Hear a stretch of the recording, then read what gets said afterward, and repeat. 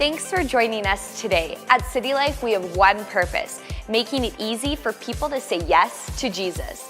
We believe that today's message will empower you to do exactly that. But remember that church is so much more than a sermon you listen to. It's a living, breathing community that we invite you to be part of. We hope to see you this Sunday morning here at City Life.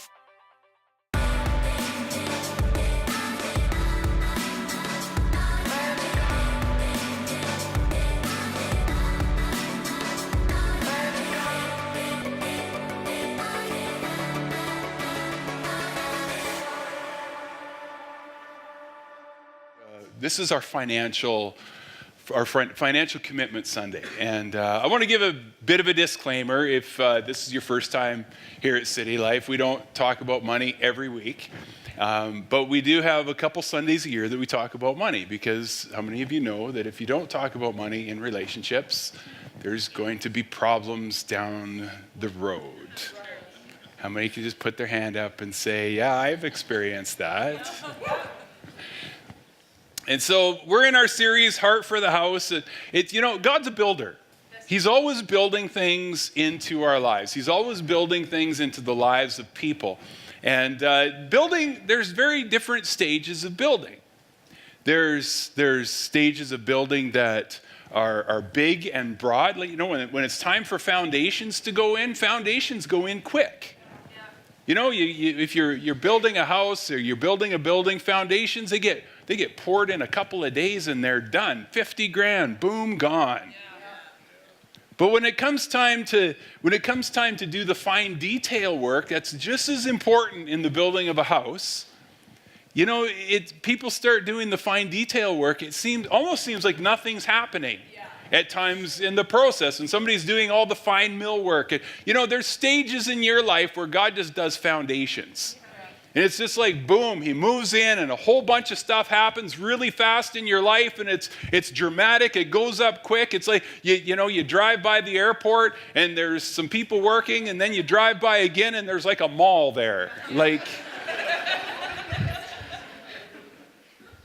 It happens quick. From foundations to get walls up, it's not a big process. But you notice the mall went up quick. Yeah. But now it's like, when are you going to be done? Yeah. What's taking you so long? We need our coach. We need our... Because the fine detail work is as important a part of the building as the big foundations. But that's where the work gets meticulous in your life. And that God's always building in you. He's always building something in your life. And then sometimes he does all this building, and then guess what he does? He goes home edition time. Yeah. And he comes and starts knocking walls out in your life. And you're like, but I like that wall there. That wall kept me warm at night. But God's always working. He's always building. If you're breathing, he's building. He's doing something in your life. And this is our once a year Heart for the House Financial Commitment Sunday, and this is where we specifically receive giving and commitments for the year ahead for the building. And, I want to be sensitive. Money's a bit of a sensitive subject when it comes to church. People get, I don't know why, they get a little sensitive around the subject of money. And which is kind of amusing, because if you go out for lunch after church, you walk over to White Spot and you order a burger, there's no one here that wouldn't expect to have to pay for that burger when they walk out of the White Spot. Yet you can come to church and never give us $1, and we'll allow you to keep coming and doing that forever. It's not.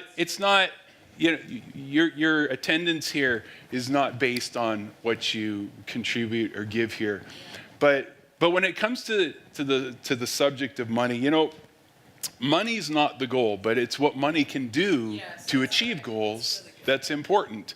And when you go on a date, some of you young folk, you're maybe going on a date for the first time. You don't get together and compare financial portfolios. I could just see the girl's reaction. It's like, he is a really boring guy. You know, you don't get together to get together with another person and start analyzing, the financial viability of this relationship. Yet when it comes to relationships, finances play a great role in the success or failure of relationships. We know that the mismanagement of funds is the number one cause of divorce in North America. So you can't say that money shouldn't matter. Money always matters. The way we handle it, what we do with it, it either works for us or it can work against us in our lives. And so when you choose something like getting married and you choose to have a family, it's not a commitment based on finances, but finances play a very vital role in the success of that relationship. Only the very naive would ever say money shouldn't matter. Only the very naive would say money doesn't matter, because money matters everywhere.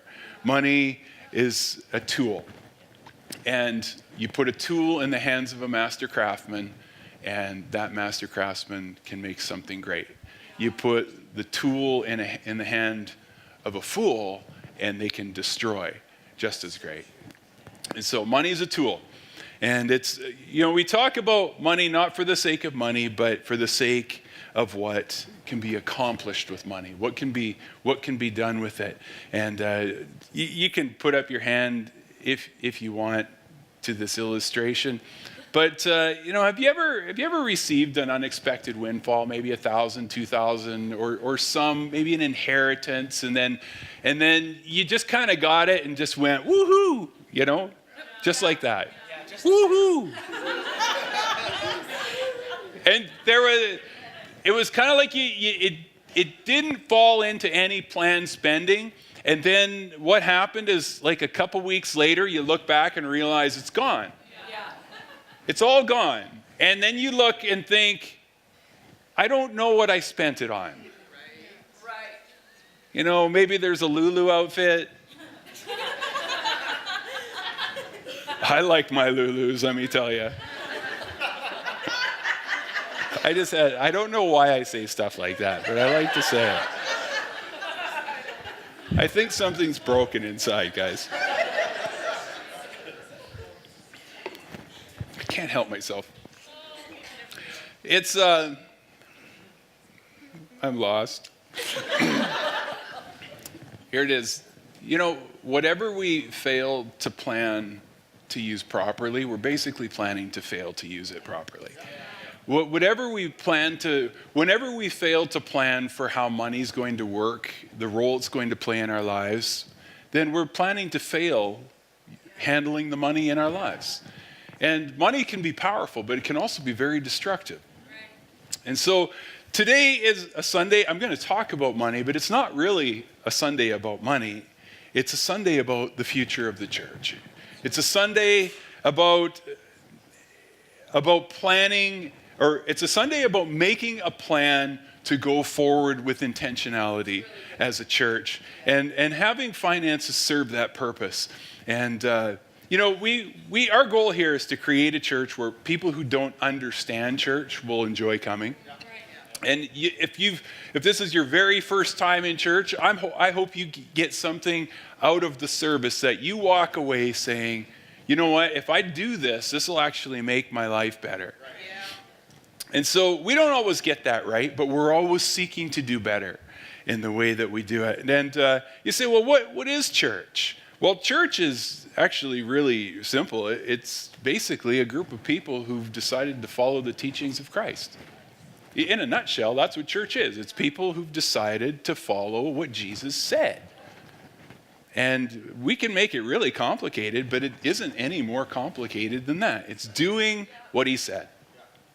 And I'm sure he sits in heaven wondering, did you even listen to what I said? Right? You got kids, you get this. This is what Jesus said. John 13, 34, and 35. He says, so I give you a new command. Love each other deeply and fully. Remember the ways that I have loved you, and demonstrate your love for others in those same ways. This is the key here to the church. Everyone will know you as my followers if you demonstrate your love to others. One translation says, people will know you by your love for one another.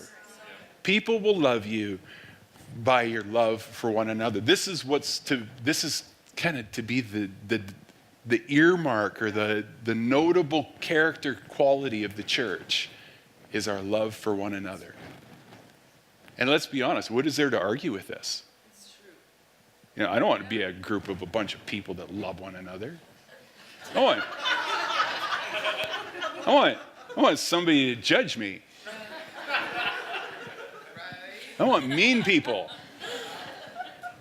We only wear pink on Wednesdays. Yes, well done, Mike. Thank you. I taught him that. Danielle was over for supper with Samara yesterday, and I said, you got to give me Mean Girl quotes, because I have no idea what Mean Girls is. So we only wear pink on Wednesdays, guys.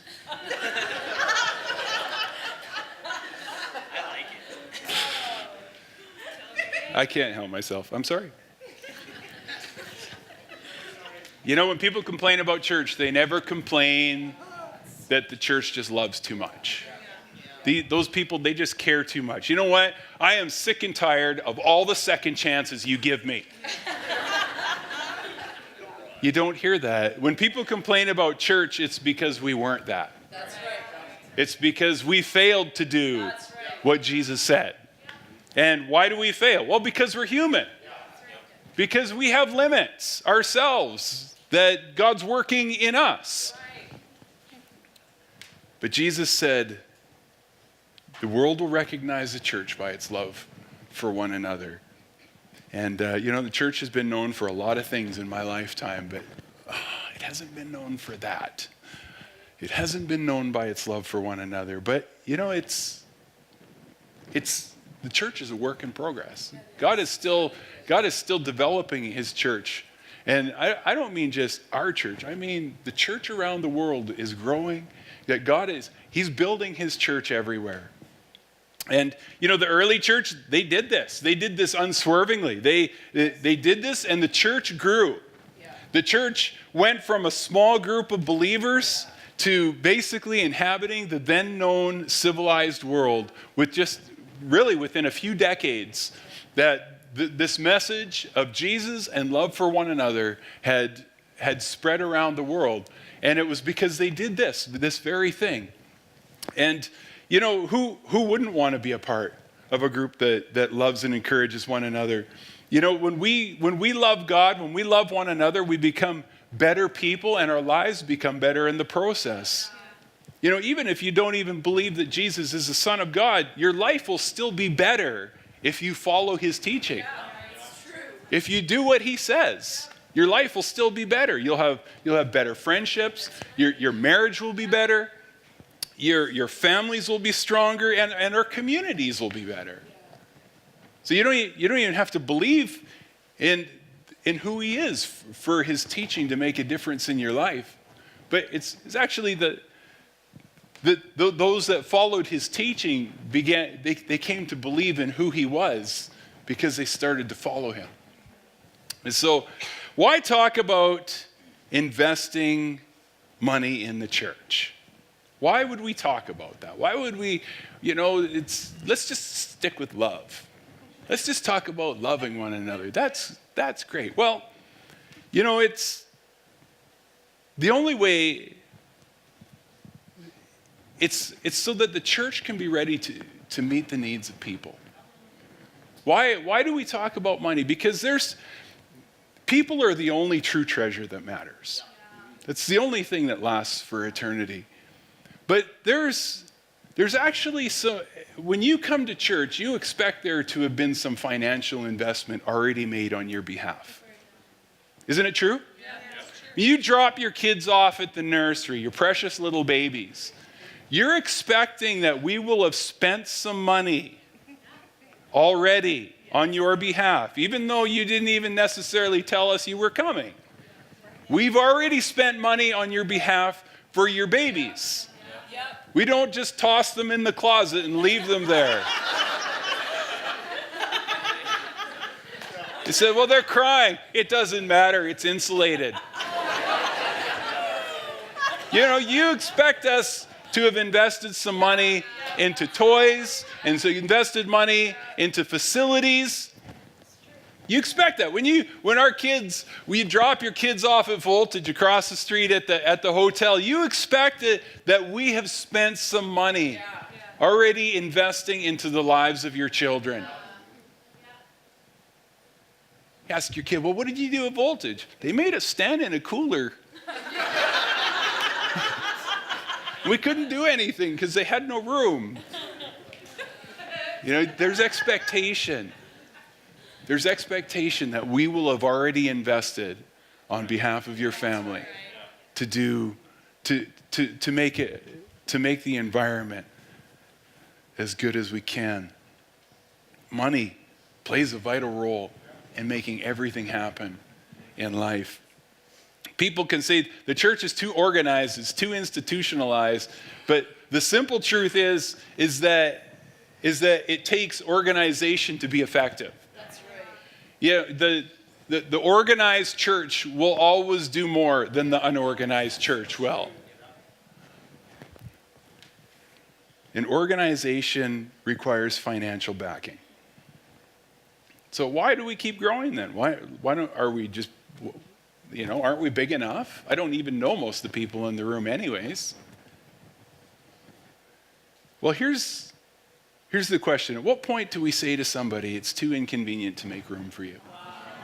That's really good. At what point do we say, you know what, kicking that wall out, that's just too much. We can just, somebody like that. It must be something about this side of the room, because first service I had a heckler.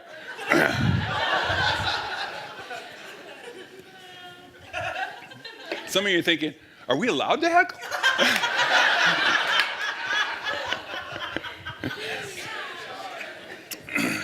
I don't think it matters if you're allowed or not, because it just keeps happening regardless. But you know, at what point do we say it's too much work to make room for people? Because if we don't back the church financially, what we're saying is it's too much work to make room for people. It's too much work to prepare the house or to set the table for more guests. And you know, we did a survey last year of people that attend City Life, and we asked the question, how many of you attended another church before you came here? And we found out last year that 55% of the people that attend City Life said yes to Jesus for the first time in City Life, which is a staggering statistic. It's the best churches in America that I know of, and I don't know a lot because Canada doesn't like to keep stats for some reason, but all our stats are from America. The best church I know in America is 10% less than that. It's like most of church growth strategies in life, they actually are shuffle the deck strategies. They're really just about do what you do better than those guys so everybody will come to your church instead of their church. They don't say that out loud. But let's be honest, we're not stupid people. When you're hearing some of these strategies, you're just like, this is just deck shuffling, guys. You know, by putting that on your advertisement, the only person who even understands that is somebody who grew up in church. Half the advertisements, I look at them and think, nobody's even going to know the 4 horsemen of the apocalypse. Who even gives a rap?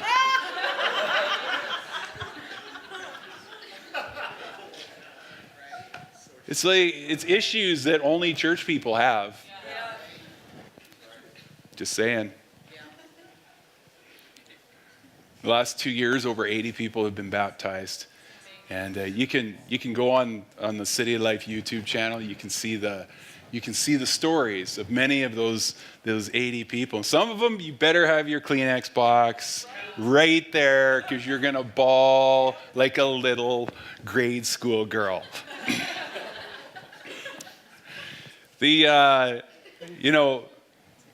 I love those stories. To me, Baptism Sunday is one of my favorite Sundays of our year.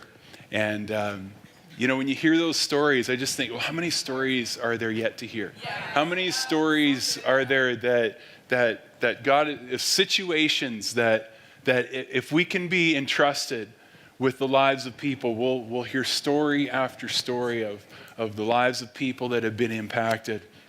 And I always think, what an incredible privilege and what an incredible trust it is for God to trust us with the lives of the people in our community, that we can play a role in the people in our region, and that to be a part of making those stories happen. And the last thing I ever want to be in the position of as a church is where we say, sorry, we can't be bothered to help you with your story. It costs us too much. You know, church has changed my life. You know, I believe church is the healthiest place in which we can possibly grow. It's the healthiest environment. And let me just put a clarification on that when church is done healthy, it is the healthiest place you can be. When church is done healthy. And it saved my life because of what it's prevented in my life. You know, even after I initially said, I was 17 years old the first time I said yes to Jesus. Kind of a story similar to Chelsea's, is that I was actually drunk. And I asked her, was that tobacco you were smoking? She said, no. It was incense. No.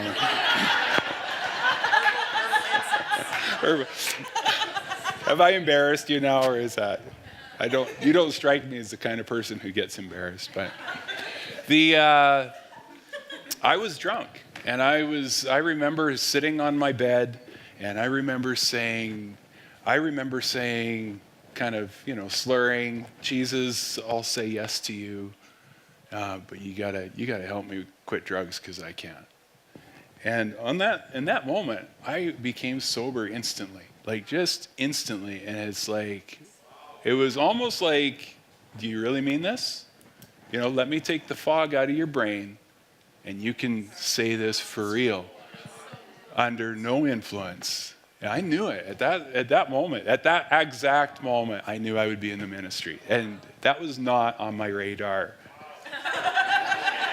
As a 17-year-old sinner that was excelling at his craft, okay?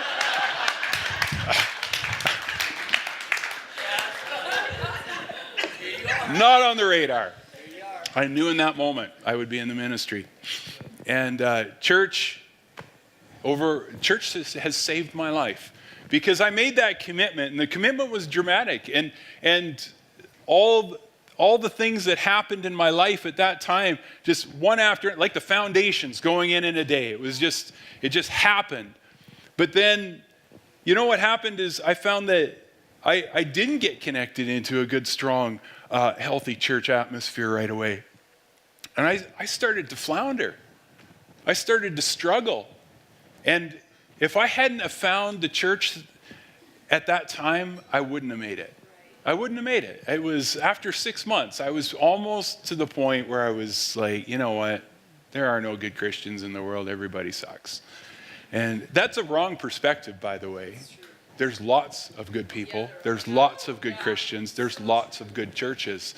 But it's vital that we are doing our best to be those good people, to be the good churches, and to help people get connected, because our connections save our life. Our connections keep us in the right places. Oh, I'm so out of time. Church has instilled values in my life that have made me healthy. Church has, it was in church I've learned that it's the condition of your spirit that actually determines the quality of your life, not the contents of your portfolio or your bank account. And I've learned that God's grace is so much greater than my weakness. I've learned in church I've found a sense of purpose for the future. And in church, I've learned that God's timing is perfect, even though I don't like it all the time. His timing is perfect. And, just like we sang that song that God makes everything beautiful in its time. And if you're in a stage of your life where it's not beautiful, well, then it's not your time. But he makes everything beautiful in its time. He makes all things new. And, don't ever get stuck in a place in your life where you think you can't change. Or you think that, well, if I had just heard this message 20 years ago or 30 years ago, as long as you draw breath, God is building in your life. God is working in your life. And that he does make all things beautiful in their time. And, I found in church that you get a higher purpose for living. Where do we get inspiration to live well? Where do we get inspiration to live well? Our government can't give us inspiration to live well. Our schools can't give us inspiration to live well. Late night infomercials try to give us inspiration to live well.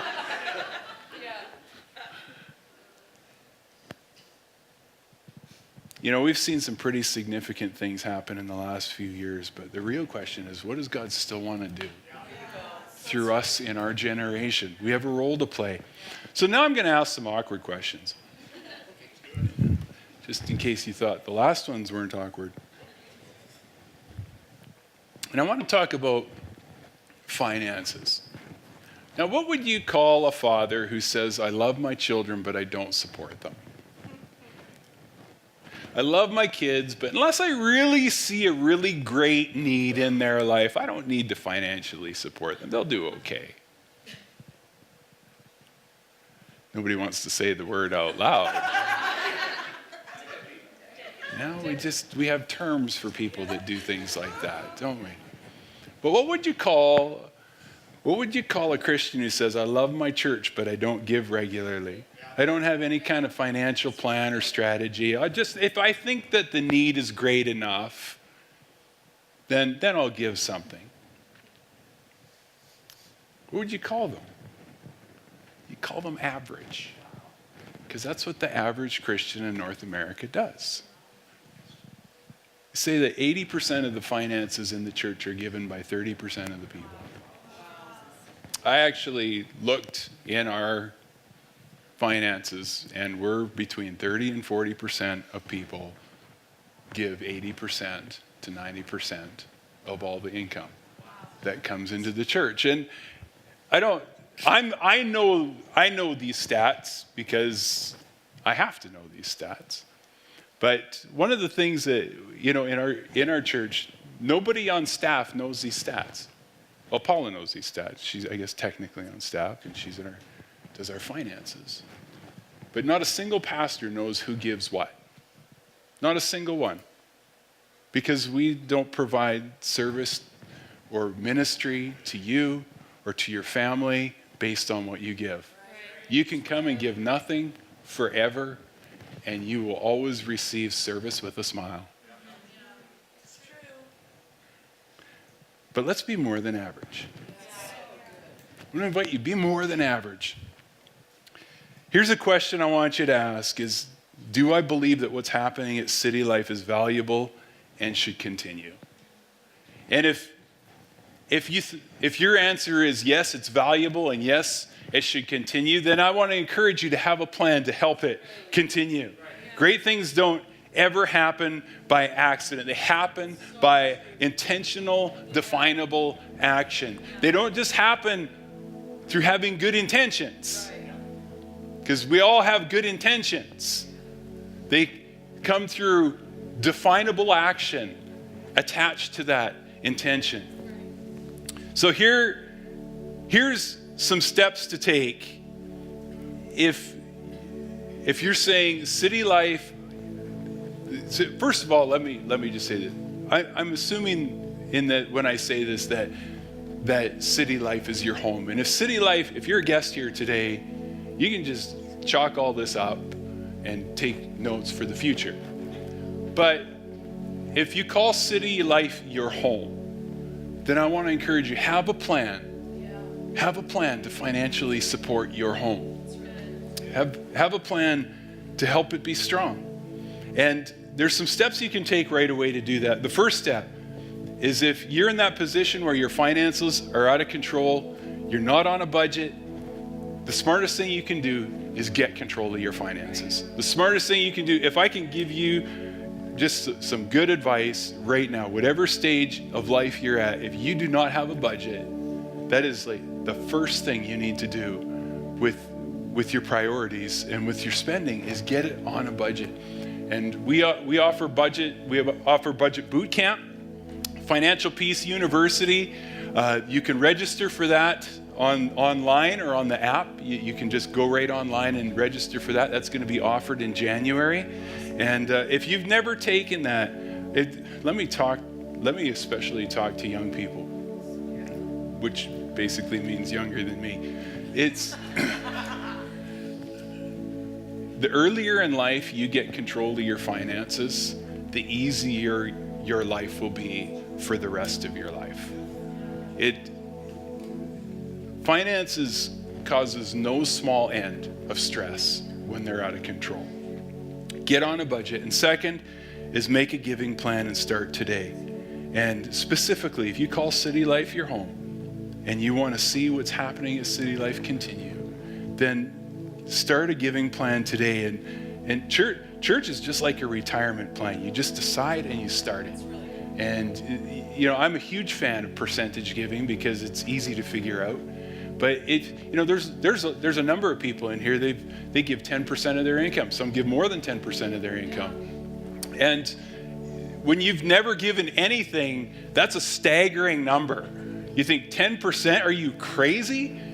But when you get into the habit of doing something, it's amazing how easy habits get once you get into the habits.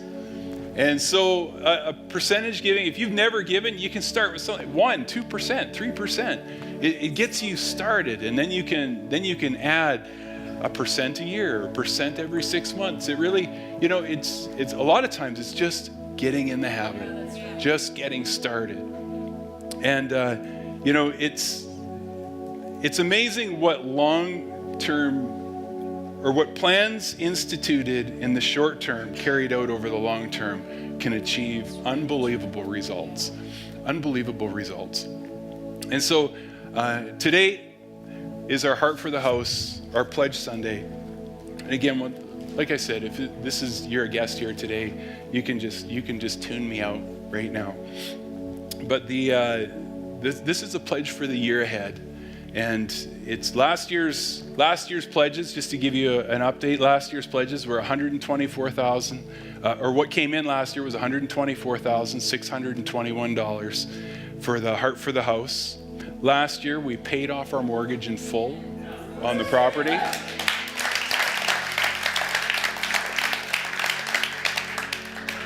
Which pretty much emptied our savings account out.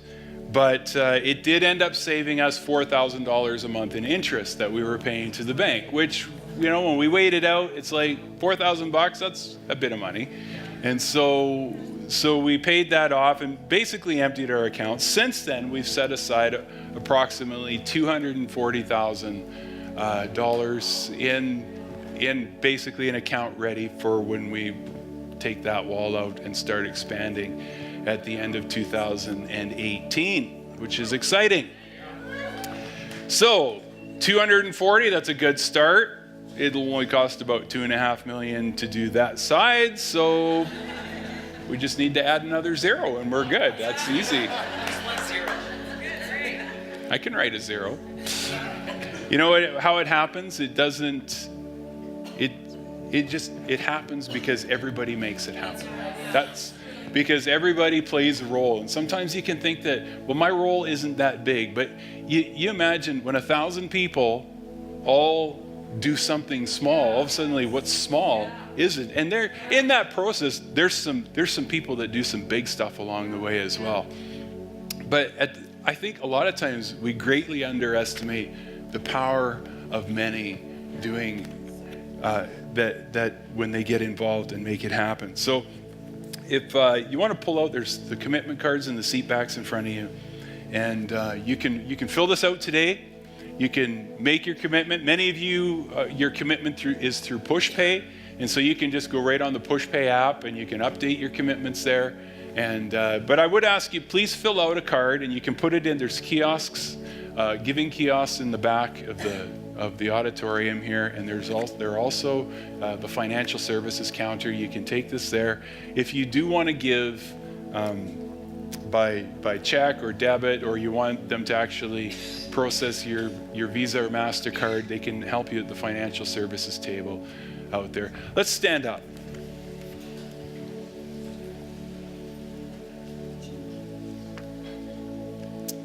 Let's just put our hands on our hearts, and let's just take a moment. I'm just going to pray. Father, I thank you that you've called us to be a part of something greater, and that is being a part of your church.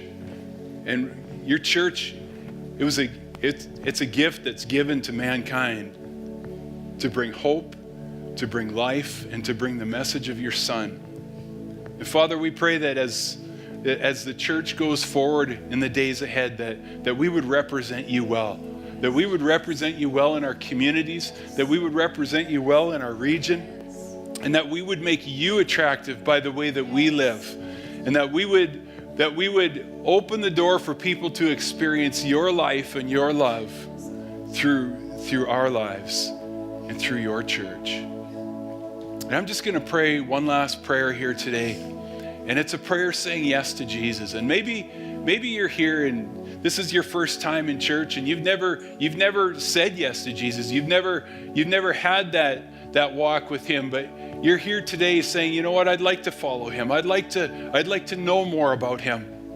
I'm going to pray a prayer right now, and it's very simply a prayer saying yes to Jesus. And you can join me as I pray. Many in this church are going to pray at the same time. Just this prayer saying yes to Jesus. And you can just join us as we pray. Let's pray. Jesus, I say yes to you. I want to follow you. I want to follow your ways. I want to follow your plan for my life. Would you come into my life? Come into my heart. Give me a brand new start. Forgive me of my sin. In Jesus' name. Amen. Amen. Awesome, you guys. We hope today's message encouraged you. If you want to take your next step in saying yes to Jesus, you can always contact us at cty.lc or fill out the next step section on the City Life app. It's an honor as a church to play just a small part in what God is doing in your life. And we look forward to seeing you soon here at City Life.